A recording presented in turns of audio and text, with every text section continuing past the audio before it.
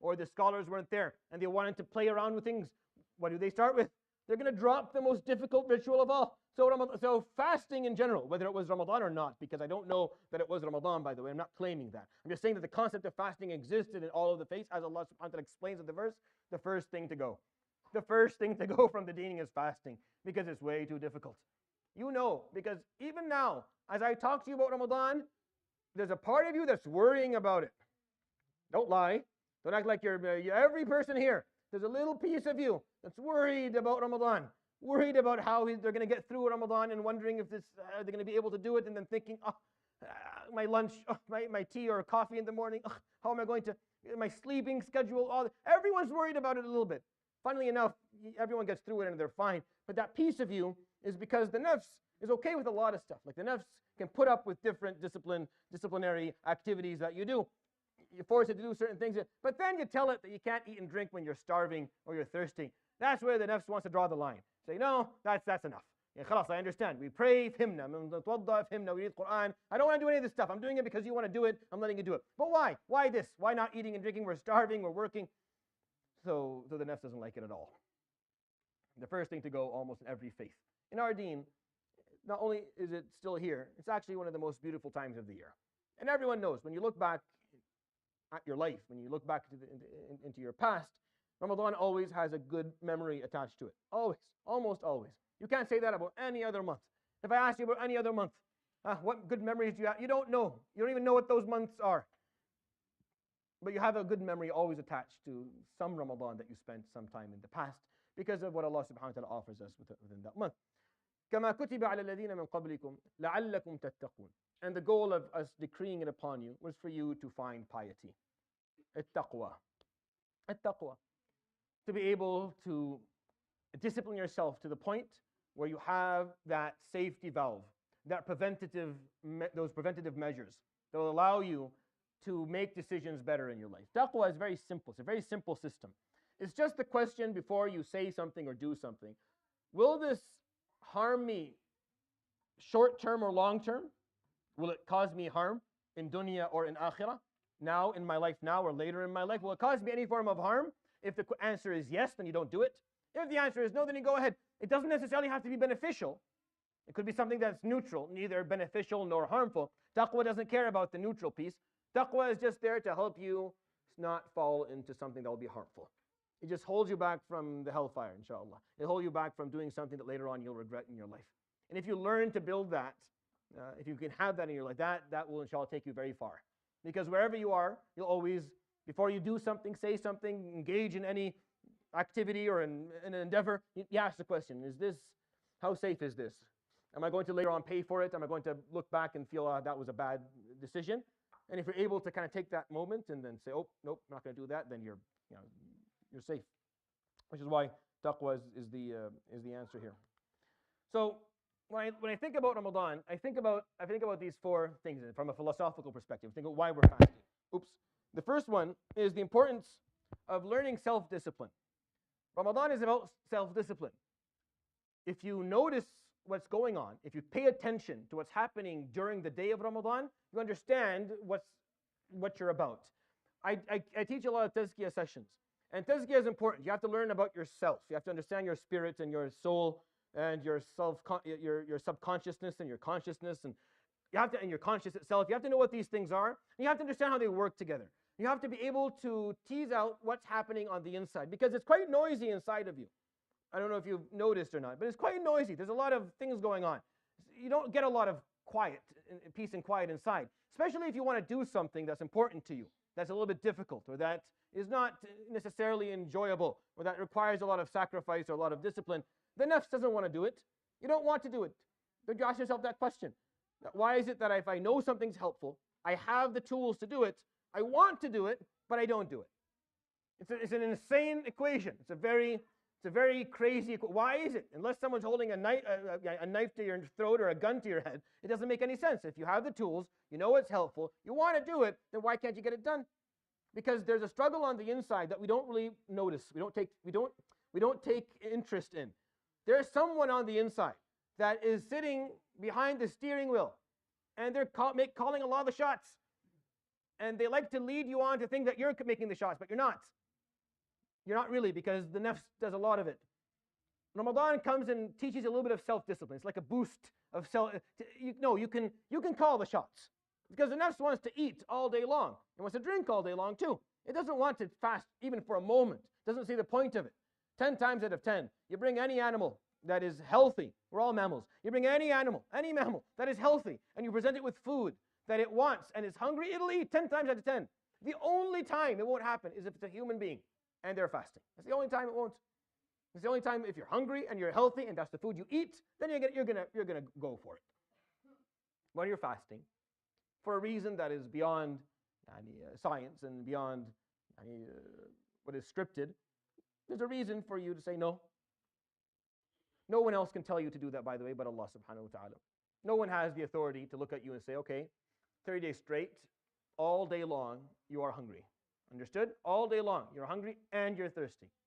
And if you're married, you stay away from your wife. All day long, for 30 days straight. Who has the authority to say that to you? And who's keeping track? Who's keeping track? If you go home and you take a big jug of water and walk into the closet, and chug it down and walk out, who cares? Who saw you? There's no police. Or do you think I'm going to show up at your door with some armed officers and take you away? There's no one knows. No one, you can act like you're fasting all month. No one's going to care. No one's going to ask. No one knows. It's something between you and Allah. It's the most specific thing that you do. The only way you can do it is if you have some self-discipline.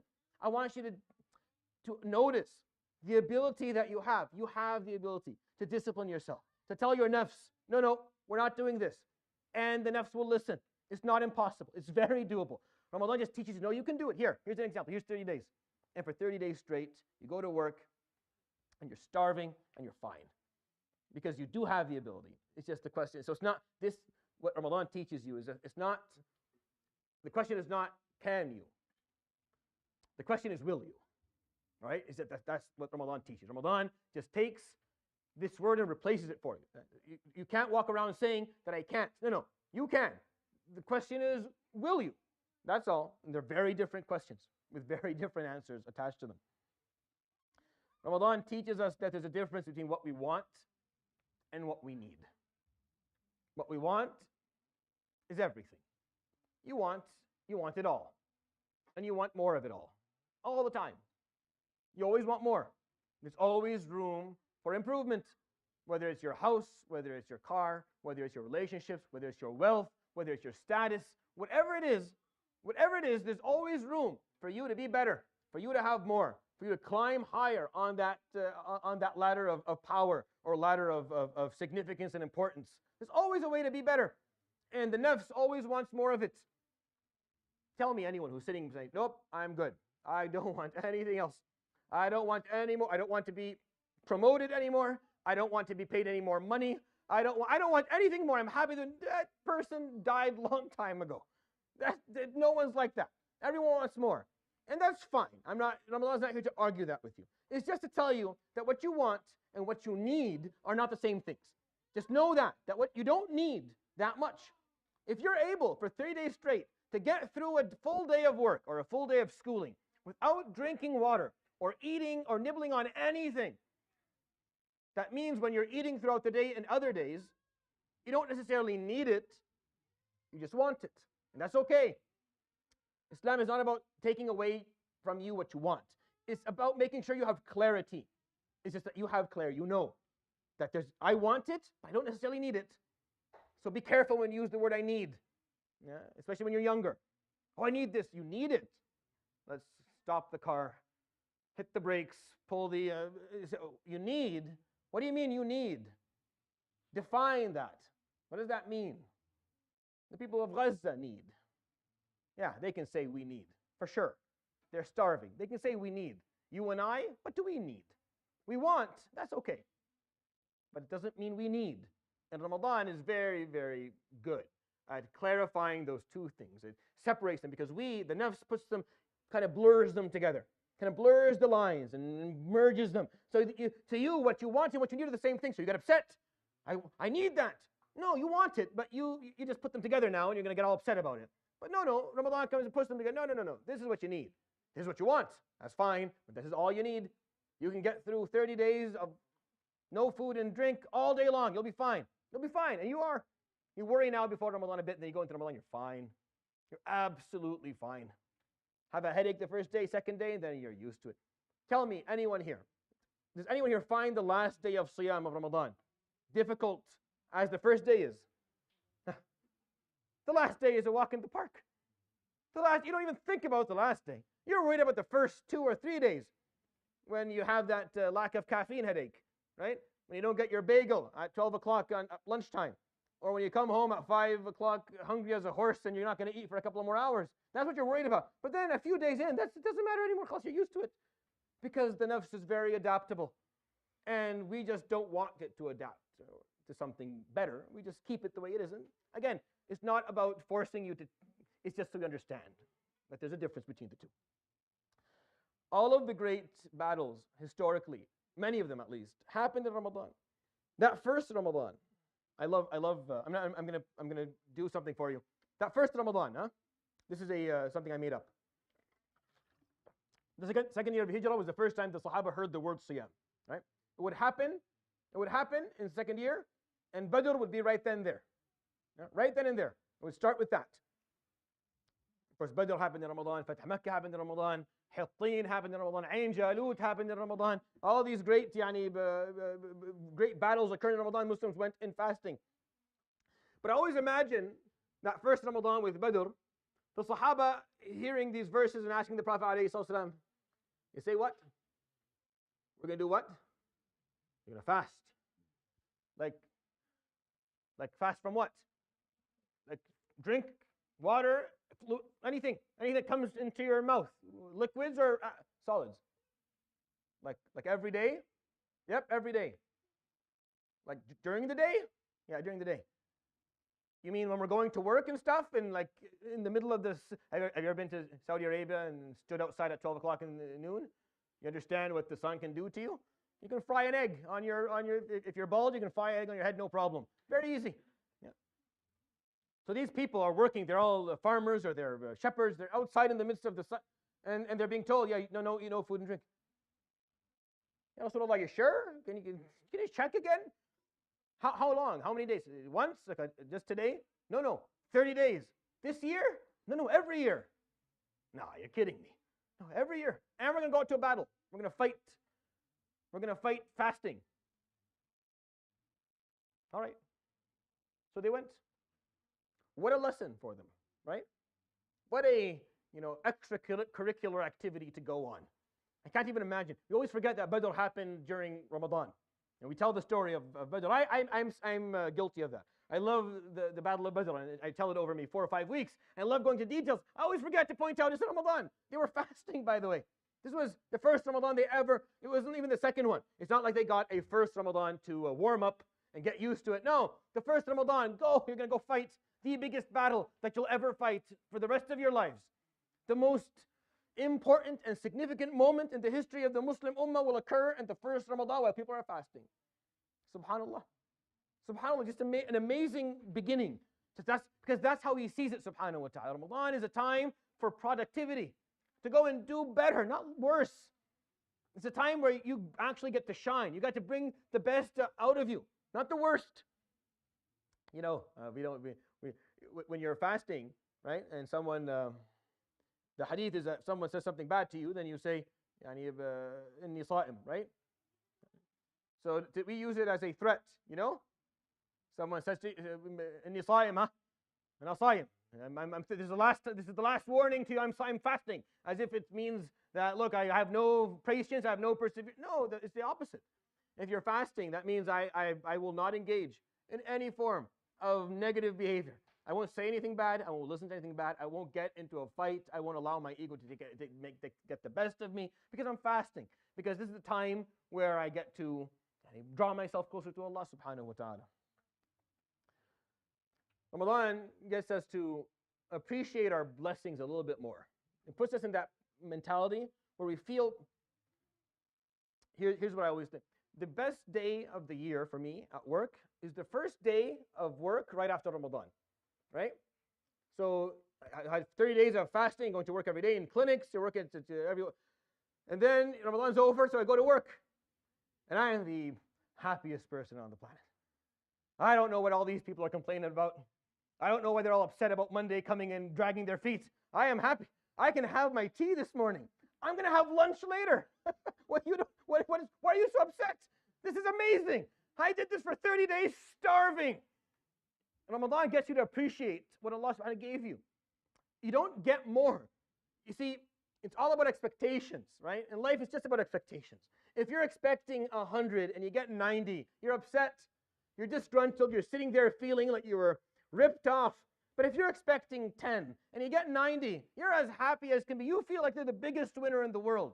It's important. Ramadan just pulls back these unrealistic expectations. We do it to our children. We get upset when our children have unrealistic expectations. When you've worked all of your life to make sure they have a house above their heads, they're going to a good school, they get to eat good food, they are protected, they're safe, they're not abused, and they have their own room, for God's sake, they have their own bed, they're not sleeping with someone else. For you, you've done a lot for your kids, and then they expect more. You pull the whatever hair you have left out of your head, because why are you expecting more? Why are you so entitled? وَلِلَّهِ الْمَثَلُ الْأَعْلَى. And the exalted example is for Allah. It's no different. We are no different with Allah subhanahu wa ta'ala than our children are with us. Wallahi, no different. We just keep on asking for more. And the moment He does not give us the full platter, that's all we see. That's all we see. It's just that whatever was missing, that last piece that didn't come through, the moment of frustration, the failure. And for God's sake, your whole life has just been a story of things working out without you being involved. There's an infinite amount of ways that things to go wrong for you. Alhamdulillah, you sit here, you're healthy, you're able to function, you're a Muslim, and then one thing goes wrong. One thing. And then you're not happy anymore. And you start asking, and then you want to meet with the sheikh to ask him, why did God do this to me? As if I have a catalog for you to explain to you why. Ramadan just reminds you, just pull back your expectations a bit. You can survive with less, and a lot of this could have taken away. You see, you fast voluntarily. What about the people who fast involuntarily? They fast because they don't have access to fresh water or to healthy food. Or they're ill. I'm an oncologist. People who have cancer can't eat. They don't have an appetite. They can't. They want to eat, but they'll vomit it all up. They can't, which is because their body is rejecting food because something horrible is growing on the inside and the body doesn't want to feed it anymore. So they can't eat. They're sitting in front of a good meal and they can't eat it and they can't enjoy it and they can't even smell it. The expectations we have in this life have to be refined a little bit. You have to go back and revamp them and kind of revisit them. Take a look at them again. Ramadan reminds you that maybe pull down a bit. Maybe instead of expecting more from Allah, expect a little bit more from yourself. It's obvious you can do more. It's obvious you can do more. Here, I held food back from you and water, and you still did fine. So it's obvious that you can do more, because if you can do this much without food and water, if I give you food and water, doesn't it make sense that you do more? Doesn't it make sense? Here's more, you do more.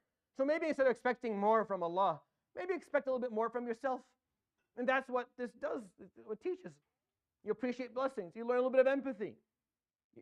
The person who fasts should have the most empathy in their heart, not the least. They shouldn't be the people who are pounding on their horn, breaking off in traffic and yelling at people and giving them.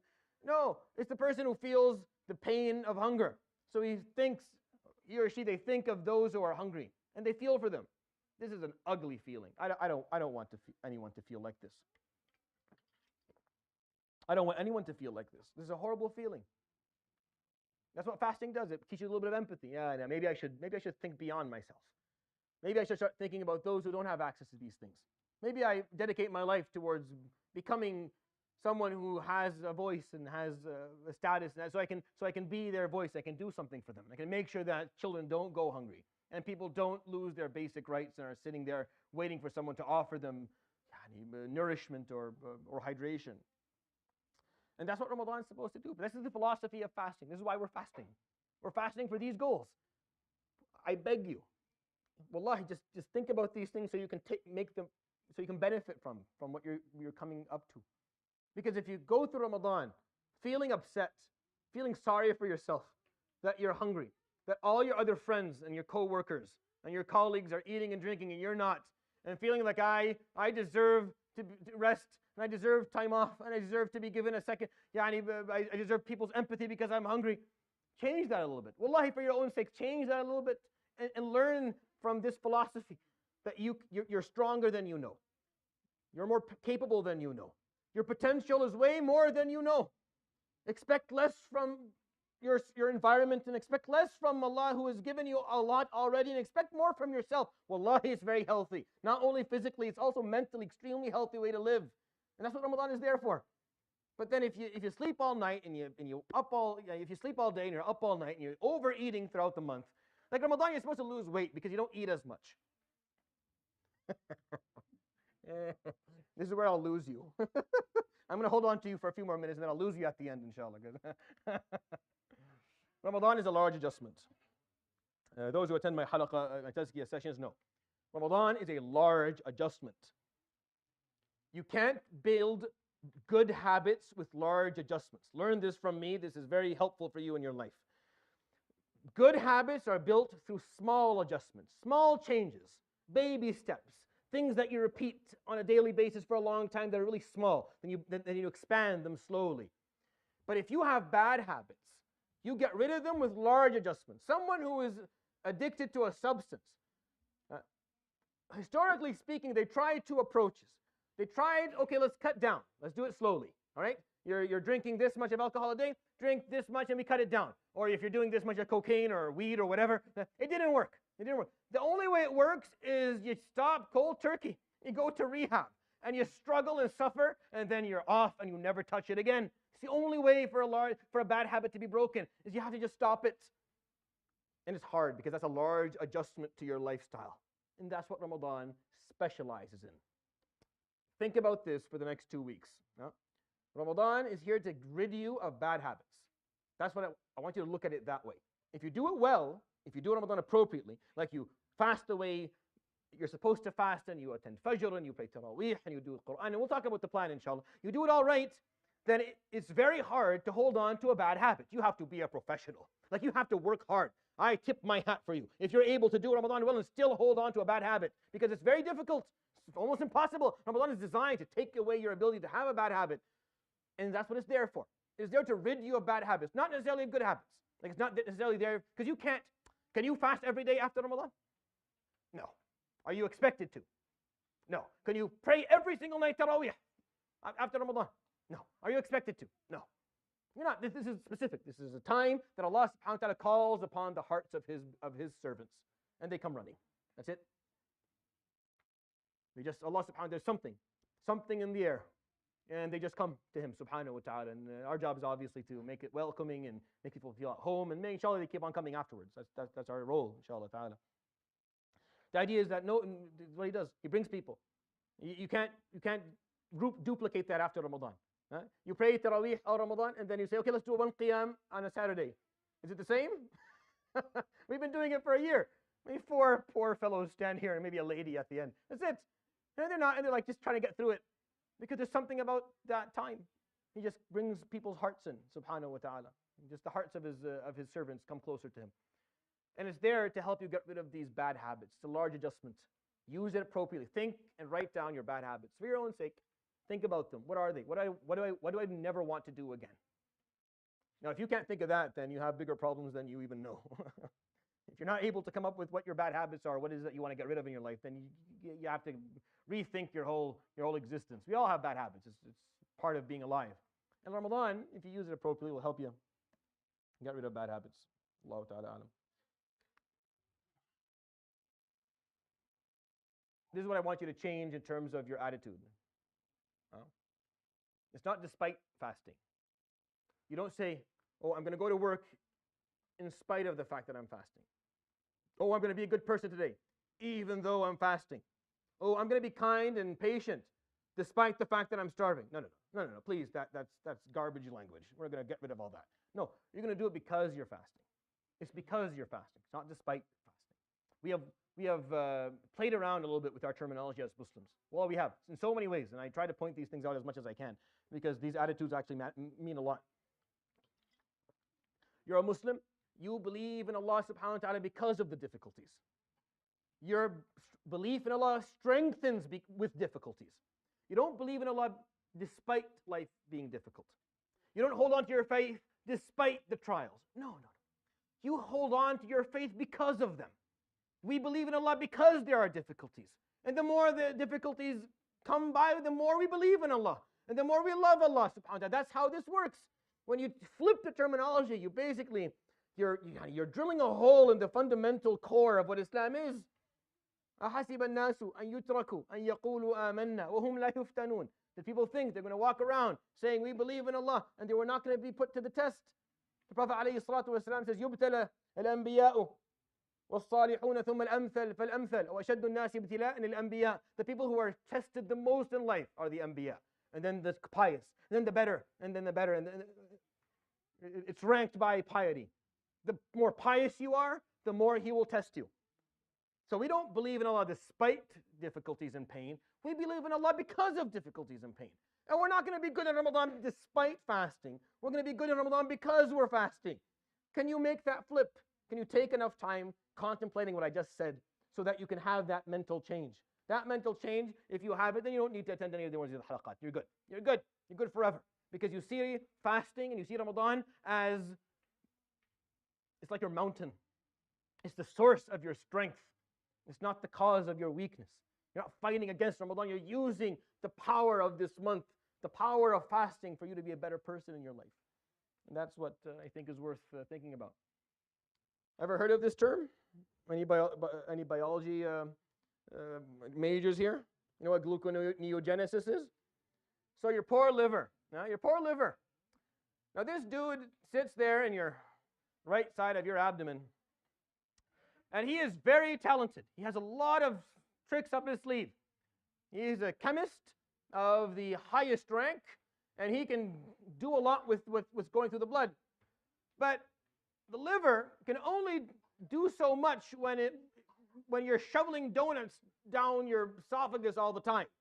Like if every couple of hours something is going down, your liver doesn't see the point anymore. It's like there's no need. I have all these tools in my lab. I can move fat, and I can take carbohydrates, and I can take sugar, and I can keep everyone happy. The brain, what you need, I'll get it for you. No problem. I can use all these things. But then after a couple of years of eating all the time, your liver sits there almost unemployed. Or it's like الموظفين في البلاد العربية, you know? It's like the governmental employed people in Arabic countries. They sit in these desks doing nothing all day long. Nothing, absolutely nothing. They just eat and drink and they make their food and they're preparing their stuff. They don't do it. There's no work at all. There's no work to be done. Your liver becomes lazy because there's no need for it to do anything anymore. And then even the liver becomes fatty. Ever heard of fatty liver? It's a very, very well-known disease. It kills a lot of people eventually. But your liver has this little trick.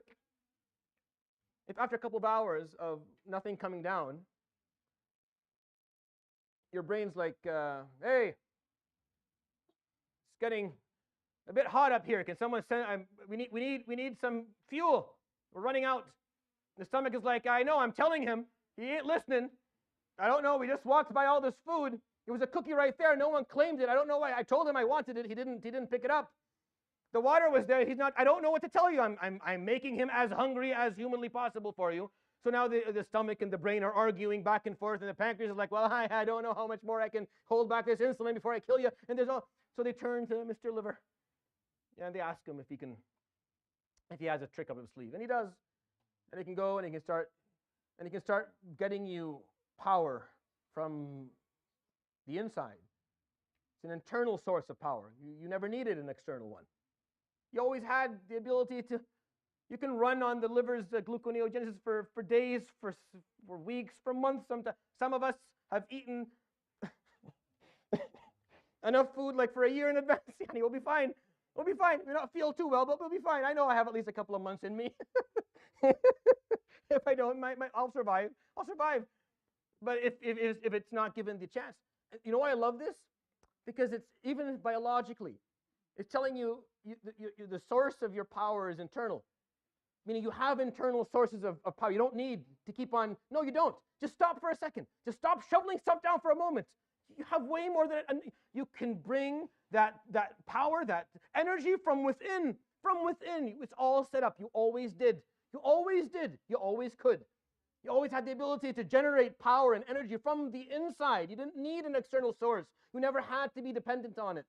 I find that be very poetic, even on a biological level. It's very beautiful.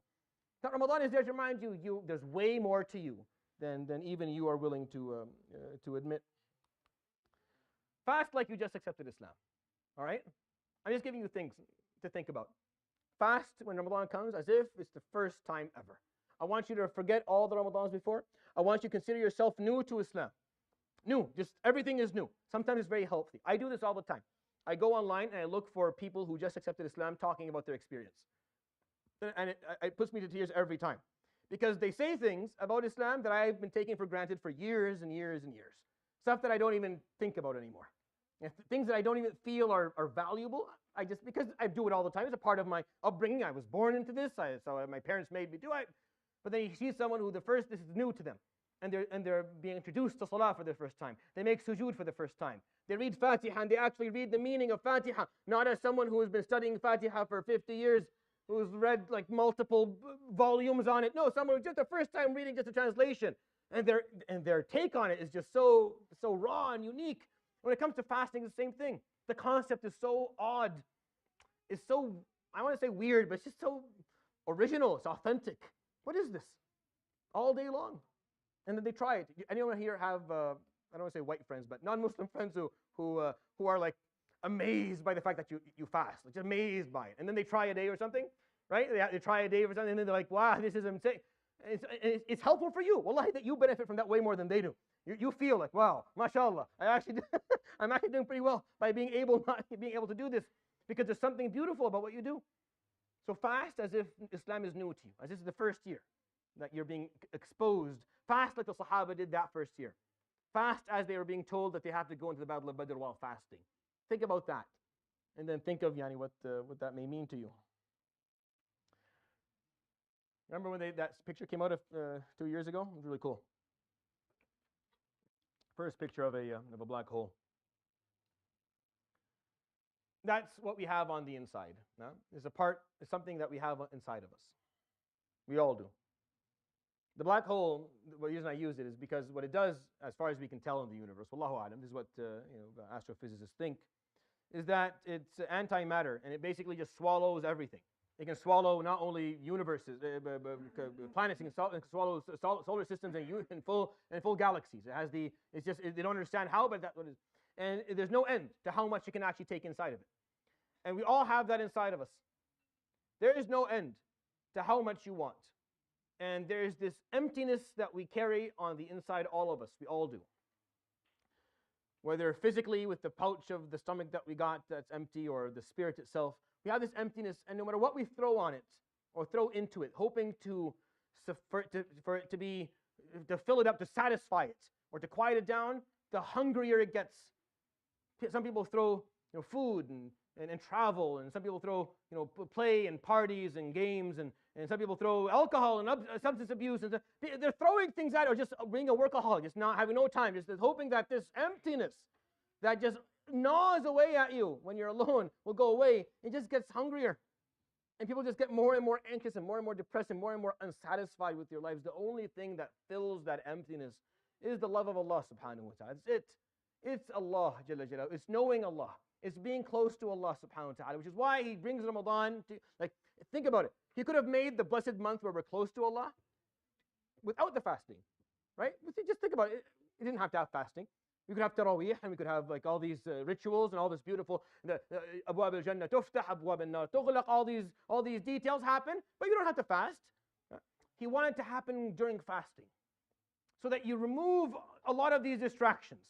Like what? Like food and drink, for example. Now, if that's a distraction, then everything else, what are you going to call everything else? If food and drink, your basic needs, are called a distraction, or the way that they're being approached in Ramadan, as if you don't need that, don't get distracted, then what are you going to call other stuff that we do? Our other pastimes that we engage in. He wants you to put all that away and just focus. Just focus on Allah and your relationship with Allah subhanahu wa ta'ala. And that's how you're going to feel fulfilled. It's not food, and it's not drink, and it's not leisure, it's not having more or owning more or being more powerful or being more famous. Everyone who went after something in dunya and got it was really disappointed after they got it. My hand to God, I swear to you, wallahi, every single person who went after something in dunya and finally got it, ask them now. And they're like, yeah, was it worth it? And they'll say, yeah. Don't ask me the question. I don't want to come off as ungrateful to Allah, alhamdulillah, but was it worth it? They don't feel it that way. Nothing is worth going after besides the satisfaction of Allah subhanahu wa ta'ala. That doesn't mean that you're not ambitious in life, but you become ambitious for a different reason. You become ambitious not so you can satisfy that emptiness. You become ambitious because you want to use whatever you achieve to please Allah subhanahu wa ta'ala, to be closer to Allah subhanahu wa ta'ala. And that's the trick. And that's what we have, that's what Ramadan is here to teach. That's the philosophy of fasting. That there's that emptiness on the inside. You've been shoveling, stop for a second. It doesn't go away. It doesn't get bigger or smaller, it stays the same. You want to change it? Pray at night. And then one night in Taraweeh, you'll make a sujood and you'll bawl your eyes out and you'll feel like that was the most valuable moment of your entire life. Because you're at peace with yourself. Because you were honest and you were clear and you're direct and there was no masks anymore and there was no lying and there was that serenity and that tranquility and that closeness to Allah subhanahu wa ta'ala. Everything else means nothing. Everything else is it's there. Use it well. Ramadan reminds, just use it for what it's for. Don't be enslaved by it. Food is there for your needs, not for you to be running after it all the time, looking for it. It's not worth living that way. Wallahu ta'ala alam. Allahumma ballighna Ramadan ajma'in. That is what I want to share with you. But here, now I can lose you. I'll say it at the end because we're done. So I can lose you. So when we talk about this idea of fasting, try this. Try fasting, and then be quiet. I know you don't want to hear me say this. You're going to hear this anyways. Every year I say this, and the Shabab don't like it. No, sorry, they don't like it. I tell them every year, they don't do it. Fast, and then at the Maghrib, break your fast, have a few dates, drink some water, a little soup, and then pray Maghrib and go to the masjid. All right? Try it. Just try it. Just, ya akhi, try it once. Try it once and see. Do you die? All right, what happens? Nothing happens. Actually, you have probably the best night of Taraweeh in your life. If you fill up this tank at Maghrib and come for Taraweeh, aside from the fact every couple of seconds you are burping and causing a public health hazard and almost knocking people on their feet, you're also half intoxicated because of all the food you have on the inside. You cannot enjoy the Quran. You can't hear what's being said. You just want the Imam to be done, and you want to go home. Try fasting, because the concept of fasting is you eat less. You eat less. So eat less. Don't add it all up to Maghrib. Don't say, okay, I usually eat this much for breakfast and this much for lunch and this much for ghada, and then suhoor comes and I eat all of it then, and then have suhoor later on. That's not going to help. You're going to gain weight and feel miserable throughout the whole month. But eat less and try it this way. Try to dissociate your fasting from the promise of food at Maghrib. Now, break your fast. It's actually sunnah to break your fast immediately at Adhan al-Maghrib. Immediately, not a second late. But try to eat less and see how that goes for you. I've been doing this for over 19 years now. It's not hard at all. It gives you a completely different understanding of fasting. It puts you in a different mindset. And I ask people to try it every year. And no one ever tries. Anyone who tries it, they have to come back and complain to me about it. And it's fine. It's not difficult to do. And it actually helps you a lot because you don't have as much time to eat. If you're after Taraweeh, you can barely eat a little bit, then you don't have any appetite on suhoor, so you have a few work. So you eat less, and at the end of Ramadan, you feel much more energized because you're not eating as much and you have a better. So try that, inshallah, this Ramadan. And let me know how your experience is. And what we'll do is, what I'm going to do, so this is actually official, I'm going to put a QR code for you to put in your experience with doing this. All right? And we'll see how many people actually put in experience, which will probably be very, very, very few people. Do we have? We're good. Okay. So we're good. Just for the kids who attended, Jazakumullah khair, or even everyone else who attended, we'll have like a few minutes of a kahoot just to answer some of the questions. Then we'll go for Salat al-Isha, inshallah. Tomorrow will be the second session of talking about Siyam. We'll talk about the bounties of Ramadan. Make sure you have the posters. Tomorrow morning is the final post-Fajr potluck. I'll give the final dars and we'll have breakfast and then we'll be off until after Ramadan, inshallah. So please, you're welcome to come and participate, inshallah. Jazakumullah khair.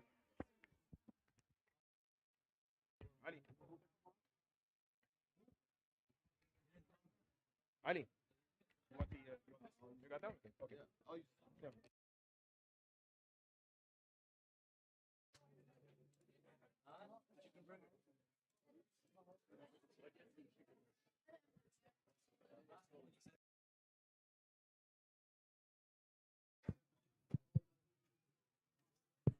Salam. Salam alaikum.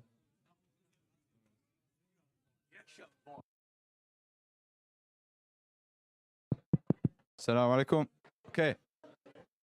We're going to do a Kahoot quick before Isha, inshallah. So for those of you who can't see the code in the back, it's 3507978. So join as soon as possible. That way we can get it done before the adhan, inshallah. Or sorry, the aqama. Today's prize is going to be chocolate. Chocolate. So if you win after salah, after the khatira, you can go get the prize from the office, inshallah, in the back.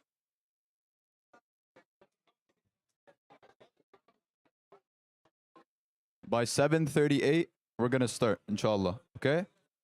7:30, maybe 30 seconds. In 30 seconds.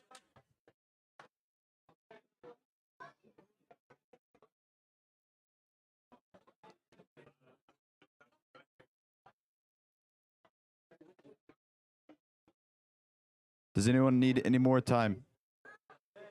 Raise your hand if you need more time to join the game. Okay, quick. The code's 3507978.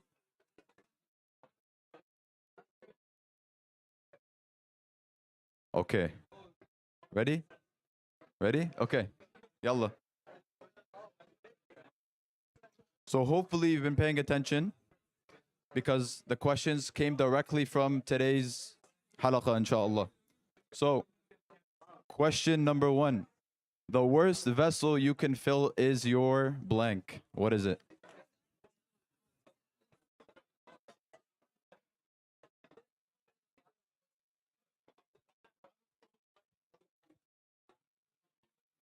Is it your mind, your stomach, your car, or your hands? Sheikh Hanan said this today. Stomach is correct. Let's see the leaderboard. We have Yusuf in first, Yasir and Ali in second, Lulu in third, MWN VIP in fourth. Okay, true or false? Fasting is commonly practiced through all 3 Abrahamic religions. Practiced. Is fasting practiced by all 3 religions? True or false?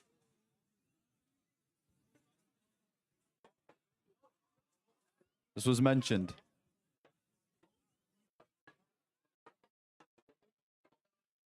False. It's false because even if it's mandated, it's not practiced right now. Sheikh Hanan said that. Yes, it is how it works. Okay, Ramadan Muslim. It's okay. Question 3. What surah is Ramadan mentioned in the Quran? Surah Al-Ma'idah, Surah Al-Fatiha, Surah Kahf, or Surah Al-Baqarah? What surah is Ramadan mentioned in the Quran?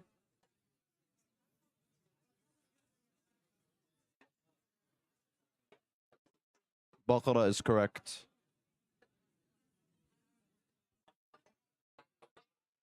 Okay, let's see the leaderboard. We have Yasir and Ali in first, Lulu in second, Bara in third, mashallah.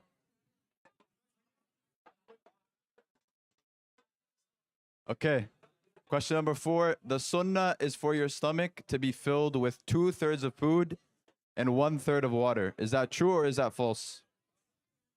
2/3 food, 1/3 water. True or false?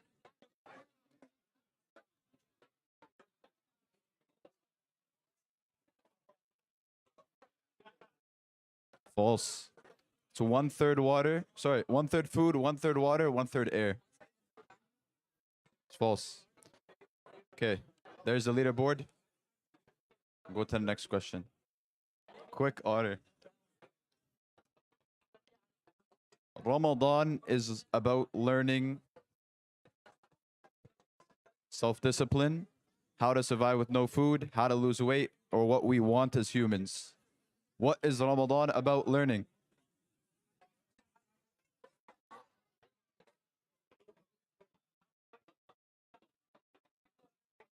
Self-discipline is correct. Leaderboard is the same. MashaAllah.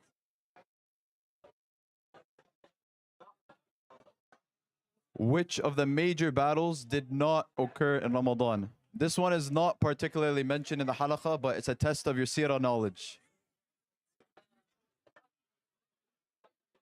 Badr, Fatih Mecca, Khandaq, or Hattin. Which of these four did not occur in the month of Ramadan at the time of the Prophet ﷺ? It's Khandaq. The other three were on the slides, to be fair. The other three were on the slides. Okay, now we have the first two still there, and Suhaib in third, Ayman in fourth, and Ibrahim in fifth. MashaAllah. Okay, next question.